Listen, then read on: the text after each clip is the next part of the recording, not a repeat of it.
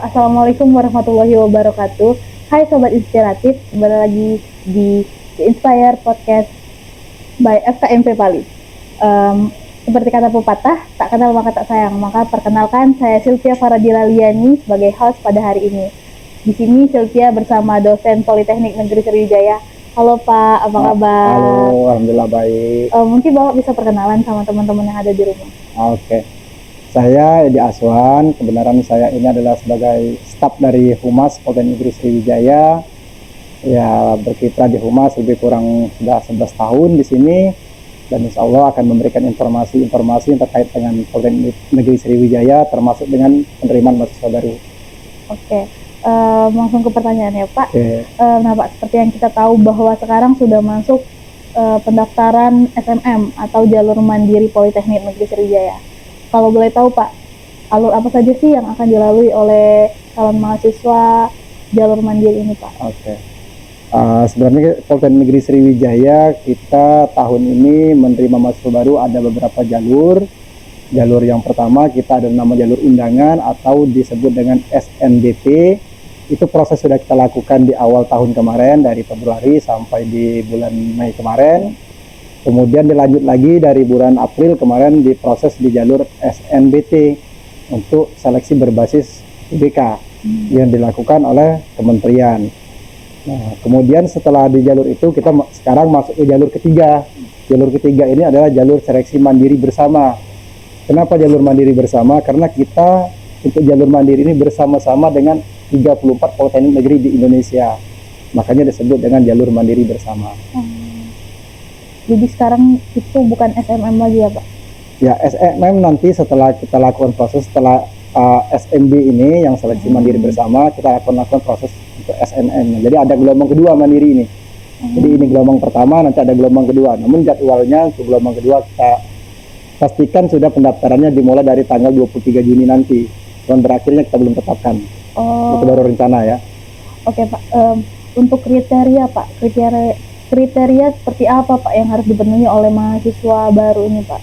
Ya, sebenarnya dominan ini bukan kayak kriteria ya, sebenarnya di persyaratan penerimaan mahasiswa baru. Kalau persyaratan mahasiswa baru ya pada dasarnya mereka lulus SMA atau SMK atau MA sederajat. Kemudian masuk yang lulus paket C juga bisa masuk di jalur mandiri ini.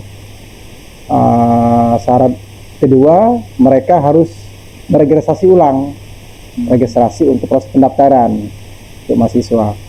Ya mungkin cara pendaftarannya mereka harus pahami dulu program studi yang ada di Polsri, itu harus paham dulu. Jangan sampai nanti begitu memilih prodi tidak menguasai materinya, apa yang harus dituju. Itu. Oke Pak, pertanyaan selanjutnya, apa sih Pak perbedaan SMM tahun ini dengan tahun-tahun sebelumnya? Ya kalau perbedaan sebenarnya tidak ada perbedaan ya, proses seleksi. Ya utama di proses seleksi. Kalau dulu kita ada kombinasi, ada jalur UTBK, kemudian ada jalur paperless, jadi mereka melakukan ujian tulis. Namun untuk tahun ini kita semuanya berbasis UTBK, jadi berbasis ujian komputer. Pak. Jadi Pak, seperti yang saya tahu Pak bahwa jalur mandiri itu akan melewati tes wawancara. Nah, jadi apa saja Pak yang harus dipersiapkan calon mahasiswa baru jalur mandiri ini untuk tes wawancara? Ya, sebenarnya kalau tes wawancara, semua jalur kita lakukan semuanya. Semua dari jalur undangan kemarin, SNBP, kemudian jalur SNBT nanti, yang pengumumannya tanggal 20 Juni ini, juga kita lakukan proses wawancara. Di jalur mandiri ini juga kita proses wawancara. Apa tujuan dari proses wawancara? Kita sebenarnya mendalami minat dan keseriusan calon mahasiswa kita. Jangan sampai mereka itu asal memilih prodi, kemudian dasar prodi yang mereka pilih mereka tidak paham. Jadi kita mendalami itu, penguasaan ilmu dasarnya terkait dengan apa prodi yang mereka pilih. Sebenarnya itu. Kalau persyaratan khusus ya boleh bilang tidak ada persyaratan khusus ya untuk seleksi wawancara itu. Cuma kita pendalaman penguasaan di bidang studinya, penguasaan ilmu dasarnya. Itu saja. Untuk biaya tes itu sendiri bagaimana Pak? Sebelum masuk di biaya tes ya, biaya pendaftaran untuk seleksi sebenarnya itu boleh disebut. Jadi ada tahapan awal mereka ini harus membaca dulu informasi yang ada di website kita. Websitenya smb.polsri.ac.id. Semua informasi bisa digali di situ, termasuk tata cara pembayarannya, biaya pembayarannya, kemudian ring UKT kita tetapkan untuk jalur mandiri juga ada di sana. Jadi mereka, langkah awal mereka adalah melakukan proses pembayaran atau pembelian tiket PIN di Bank Mandiri. Nah, jadi mereka bayar tiket. Nah, bagaimana mendapatkan tiket ini? Karena biasanya masyarakat itu banyak menanyakan nomor rekening harus ditransfer berapa. Nah, kita tidak menggunakan nomor rekening di sana. Kita pakai kode perbankan kita adalah 10058 itu kodenya. Jadi cukup mereka datang kalau melalui teller, cukup mereka datang bawa identitas, karena yang dibutuhkan nomor identitasnya, entah itu kartu pelajar, entah itu SIM, entah KTP, entah KK, semuanya bisa digunakan. Yang penting saat mereka ujian, tanda pengenal atau identitas ini bisa dibuktikan, bisa dibawa saat ujian. Kita butuh nomornya. Kemudian dicantumkan nomor itu, mereka melakukan pembayaran di bank kalau melalui teller. Jadi tidak ada nomor rekeningnya, cukup ditulis 10058. Itu kode Poltekknik Negeri Sriwijaya yang terregister di bank. Jadi begitu masukkan nomor itu, mereka langsung pembayarannya langsung masuk ke rekening lembaga. Oke guys, jadi dicatat ya kode pembayarannya. Jadi Pak, untuk mendaftar SMM itu sendiri, itu akan melalui tes seperti UTBK atau yang lain-lain Pak, atau cukup dengan nilai raport atau sertifikat UTBK SNBT Pak? Ya, sebenarnya kemarin kita menetapkan di awal ya, seleksinya ada 2 skema. Skema pertama kita tes UTBK mandiri yang kita lakukan secara mandiri. Kemudian ada juga tes UTBK yang dilakukan SNBP 3 yang tes UTBK kemarin. Setelah kita pelajari, ternyata jadwal untuk mandiri kita ini tanggal 24 dan 25 itu ujian ya, surat tes. Sementara nilai pengumuman jalur SNBT itu tanggal 20. Sertifikat nilai UTBK-nya keluar tanggal 26. Artinya sudah melewati ring kita, ring tes seleksi kita. Nah, makanya kita terpaksa menggunakan satu metode, yaitu tes UTBK jalur mandiri kita. Jadi tidak bisa menggunakan nilai UTBK yang dilakukan oleh BP3 dari pihak kementerian. Jadi kita menggunakan nilai kita sendiri. Oh, jadi calon mahasiswa baru ini akan melakukan tes lagi Pak ya? Ya, seperti semuanya UTBK. tes. Jadi tes tesnya, materi penilaian kita lakukan ada 2. 70% itu hasil tes UTBK, kemudian 30% adalah nilai raport semasa SMA atau SMK sederajat. Jadi metode penilaiannya ada 2 itu. Jadi pada saat tes itu melampirkan raport ya Pak? Ya, mereka mengisi nilai raport mereka. Nah, ini banyak teman-teman nih Pak yang tanya masalah UKT nih Pak. Untuk UKT mahasiswa jalur SMM itu ada di tingkat berapa Pak? Ya, UKT kita tetapkan kemarin berdasarkan hasil rapat bahwa UKT terendah itu di angka 5.500.000 sampai ringnya di 9 juta. Karena UKT itu berdasarkan prodi ya, karena hitungan UKT itu berdasarkan prodi. Karena di prodi itu ada beban pembelajaran, beban yang biaya harus dikeluarkan oleh permahasiswa. Karena UKT itu singkatan dari uang kuliah tunggal. Artinya biaya itu sudah kita hitung akumulasi sampai tamat kuliah nantinya. Jadi per semester ini kita tetapkan. Jadi ringnya di angka 5,5 sampai 9 juta.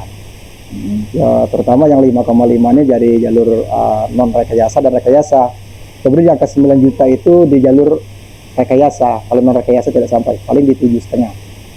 Tertingginya. Jadi UKT itu tuh Pak mungkin akan ada perbedaan di tiap prodi ya Pak? Ya, ada perbedaan. Jadi bukan setiap prodi, setiap anak, setiap orang itu berbeda. Karena UKT itu ditetapkan berdasarkan hasil verifikasi data. Apa yang mereka upload, apa yang mereka masuk, apa yang mereka tulis di aplikasi saat registrasi ulang, itulah yang akan menentukan UKT-nya di level berapa. Karena pengukuran itu berdasarkan kemampuan ekonomi keluarga. Nah, jadi kalau kemampuan ekonomi keluarga artinya begini, kemampuan ekonomi keluarganya ini berapa, di level berapa, hitung-hitungannya dia itu penghasilannya berapa, tanggungannya berapa, kemudian daya listriknya berapa, PDAM-nya berapa per bulan, itu semuanya kita lihat, kita nilai, termasuk luas bangunannya, Karena bahasa UKT ini pada dasarnya di Politeknik Sriwijaya itu biaya per tahun ya, biaya per tahun per mahasiswa itu kisaran di antara 20 sampai 25 juta. Artinya kalau 20 sampai 25 juta kita anggap 20 ya. Kalau 20 dibagi 2 semester artinya satu anak 10 juta. Nah, sementara kita di angka 5 juta 500 sampai ke 9 juta. Artinya di bawah. Nah, kemana sisanya? Sisanya itu adalah disubsidi oleh pemerintah melalui namanya biaya BOPTN, Bantuan Operasional Perguruan Tinggi. Nah, jadi kuliah itu sebenarnya sudah disubsidi oleh pemerintah. Nah, bahkan kita kalau ada yang KIPK, mereka juga dibiayai oleh pemerintah. Jadi itu KIPK juga menolong untuk keluarga yang kurang mampu secara ekonomi.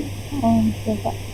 Untuk tadi Bapak menyinggung masalah KIP kuliah, Pak. Nah, apakah mahasiswa jalur mandiri itu bisa mengakses atau mendaftar menjadi peserta KIP kuliah itu, Pak? Ya, untuk KIP kuliah ini sebenarnya kita pada tahun-tahun sebelumnya kita di kuota kita per tahun itu di angka sekitar 550-an mahasiswa kita yang tercover di KIPK. Namun pada tahun ini kebijakan pemerintah ada pengurangan. Se-Indonesia itu dikurangi 80.000 peserta itu KIPK. Artinya kuota kita tentu perguruan tinggi semuanya berkurang. Kemarin sudah ditetapkan kuota ada 250 anak cuman yang bisa kita tanggung di KIPK, artinya terbatas. Sementara peminat kita untuk di KIPK ini cukup banyak. Sementara proses mandiri adalah proses yang ketiga. Kita ada nama jalur undangan, ada jalur UTBK, ini jalur mandiri. Tapi tetap kita bisa akses untuk KIPK-nya ya. KIPK kita akses, kita proses. Namun tadi keterbatasan kuota. Karena itu biaya dari pemerintah. Seperti yang kita tahu, Pak, bahwa mahasiswa jalur mandiri itu tergabung dalam kategori KJP 2, Pak.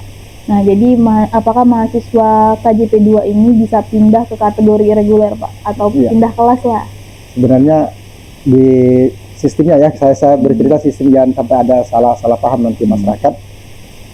Kalau di jalur undangan sudah dipastikan dia di kelas reguler pagi. Kemudian jalur UTBK itu pagi, kalau kuota pagi tadi tidak terpenuhi di jalur UTBK undangan diisi oleh UTBK yang jalur SNBT. Kemudian jika jalur reguler KJP 1 itu ada kekurangan tentunya. Jika ini bergeser tentu ada kekurangan. Artinya di jalur mandiri ini bisa di KJP 1 dan KJP 2. Tidak pasti di KJP 2 semua. Ada kemungkinan ada di KJP 1. Terkait dengan masalah pindah programnya ya, bisa ke pagi, bisa ke siang. Dari kelas KJP itu kan kita sebenarnya bukan kelas malam ya, karena mereka ada kuliah siang juga. Karena hari Sabtu mereka full kuliah siang. Untuk pindah itu tidak bisa. Itu tidak bisa melakukan proses pemindahan dari KJP 2 ke KJP 1 atau ke reguler. Kenapa tidak bisa pindah? Karena ini kategori, ini pemeringkatan penghargaan kita terhadap anak-anak calon mahasiswa kita yang punya prestasi. Karena jalur pertama undangan kan, jalur pagi, tentunya mereka tergolong dalam 10 besar di sekolah. Ini kita hargai mereka di kelas pagi. Kemudian yang punya kemampuan lagi secara kompetisi melalui tes UTBK, mereka masukkan di KJP 1 pagi dan reguler dan KJP 1 kan tentunya. Nah, untuk jalur mandiri artinya kan yang pengen kuliah dan tidak lulus di situ, makanya kita masukkan di KJP 2, KJP 1 dan KJP 2 pada dasarnya itu. Jadi untuk pemilihan itu tidak bisa, karena kita menghargai teman-teman atau masyarakat, anak-anak yang punya prestasi, kita menghargai di situ. Oke, Pak. Seperti yang sebelum-sebelumnya, Pak, mahasiswa jalur SMM itu dikenakan uang DPP. Apakah tahun ini akan tetap diberlakukan juga, Pak? Ya, untuk masalah DPP ini memang kita sebenarnya berat memungut ini. Namun karena peraturan pemerintah di jalur mandiri itu perguruan tinggi itu punya hak atau akses untuk melakukan pungutan di luar UKT. Nah, jadi kita di setiap tahun di jalur mandiri itu pasti kita kenakan bukan DPP namanya itu IP, iuran pengembangan institusi. Jadi besarannya itu semuanya sama, semua prodi sama, besarnya 8.765.500. Jadi semua anak sama. Namun biaya ini dibayar hanya 1 kali selama pendidikan, tidak setiap semester. Dan setiap semester hanya UKT. Tuh. Oh ya Pak. Jadi pembayaran uang IP ini akan dibayar pada saat registrasi ulang ya Pak? Iya. Jadi dia saat registrasi ulang jika dinyatakan lulus seleksi, mereka membayar IP iuran pengembangan institusi besarnya 8.365.500 ditambah dengan UKT. Jadi mereka harus bayar sekaligus, tidak bisa mencicil. Karena setorannya ke bank, dia langsung masuk ke kas negara dan sistem akan mengeluarkan PIN untuk registrasi selanjutnya. Kalau dia mencicil, dia tidak bisa mengeluarkan PIN. Iya Pak. Untuk pembayarannya itu bagaimana Pak? Seperti yang kita tahu bahwa pembayaran ke teller atau pembayaran lewat m-banking itu tuh suka berlibet kayak itu Pak, kayak diarahkan ke sini dan setiap bank itu pasti punya poin-poin sendiri Pak. Ya. Kalau terkait dengan teknis pembayaran ya, teknis pembayaran artinya begini. Di sistem kita sekarang sudah bisa menggunakan semua channel yang diakses oleh Bank Mandiri. Karena kita payroll kita ada di Bank Mandiri, sudah rekening lembaga sudah di situ dan terkoneksi dengan ke rekening kas negara. Nah, tentu kita hanya bisa menggunakan Mandiri. Nah, terkait dengan Mandiri bisa menggunakan dia berbasis online. Bisa menggunakan Livin, bisa juga melalui teller ATM, dia bisa. Kemudian bisa juga melalui teller bank langsung. Semuanya bisa, akses semua pembayaran bisa di situ. Asal koneksi dia semuanya Bank Mandiri. Tidak bisa melalui channel bank lain. Oh ya. Jadi setelah lulus nih Pak, setelah registrasi, mahasiswa itu ada 2 kategori Pak kelulusan. Ada calon mahasiswa, mahasiswa baru, ada cadangan calon mahasiswa baru. Itu bagaimana ya Pak? Apakah cadangan ini bisa melakukan registrasi juga Pak? Ya, cadangan tuh begini ya. Jangan salah persepsi, begitu dinyatakan lulus cadangan dianggap sudah lulus murni. Cadangan begini, kuota kita seandainya ini semisal di jalur Mandiri itu ada kuota kita 1.000 yang akan kita terima. 1.000 ini kita umumkan, cadangan sekitar 200 ke 300 orang. Jika 1.000 ini ada tidak melakukan registrasi ulang, maka cadangan ini akan kita panggil. Maka cadangan akan mengisi kekosongan kekurangan itu proses. Jangan masyarakat beranggapan bahwa lulus sebagai calon cadangan sudah dinyatakan cadangan lulus, kapan registrasinya? Belum tentu. Jika kuotanya sudah terpenuhi maka cadangan tidak akan dipanggil. Seperti itu. Jadi Pak, cadangan ini akan dinyatakan lulus itu ketika kuota Mandiri itu ada kekosongan ya Pak? Iya, jadi jika kekosongan mereka kita panggil, kita umumkan lanjutan. Kan nanti di pengumuman kelulusan itu ada pengumuman calon cadangan diumumkan tanggal berapa stepnya nanti. Jadi proses pemanggilan itu yang baru mereka dinyatakan lulusnya. Oke. Jadi untuk kalian nanti semoga kalian tidak akan dinyatakan sebagai cadangan, tapi jika kalian dinyatakan sebagai cadangan, kalian jangan registrasi dulu ya guys. Oke. Nah, jadi mungkin itu saja materi kita pada hari ini, penyampaian isi dan lain-lain. Bagi kalian yang masih bingung, kalian bisa tanya di kolom komentar atau nanti di Instagram official FKMP Pali akan dibuka Q&A. Silahkan bertanya di sana. Oke guys. Nanti kita ada tambahan sedikit ya. Tambah sedikit sebagai informasi kepada masyarakat. Carilah saluran resmi informasi yang ada di Polsri. Kita ada channel-channel resmi ya. Kalau di Instagram itu Polsri Official, kemudian kita punya channel YouTube juga di Polsri Official. Kita punya Facebook Polda Negeri Sriwijaya, Twitter juga kita punya Polsri Official, semua channel. Kemudian ada WA kita adalah nomor WA-nya lembaga. Nomor telepon lembaga terkoneksi juga sebagai nomor WA. Jadi di 0711 353 414 itu nomor resmi kita. Jadi jangan masyarakat salah informasi, karena sekarang akses media sosial itu banyak. Yang juga atas nama Polsri juga banyak. Ada HMJ, ada BEM, ada UKM lainnya, mereka atas nama semua Polsri. Cuman saluran resmi untuk penerimaan mahasiswa baru itu hanya di channel itu. Atau kalau mau komunikasi langsung ke via email juga bisa. Ke email SPMB atau ke Humas Polsri. Itu saja. Oke Pak. Terima kasih Pak untuk penyampaian pada hari ini. Semoga teman-teman bisa mengerti apa yang Bapak jelaskan. Mungkin kalau misalnya teman-teman masih ada yang kurang nih, aku kurang mengerti Kak di poin ini. Kalian bisa tanya di kolom komentar. Nanti kakak-kakak dari pihak FKIP Pali akan membantu kalian untuk menghubungi pihak Humas Polri. Oke, sekian. Terima kasih. Bye-bye.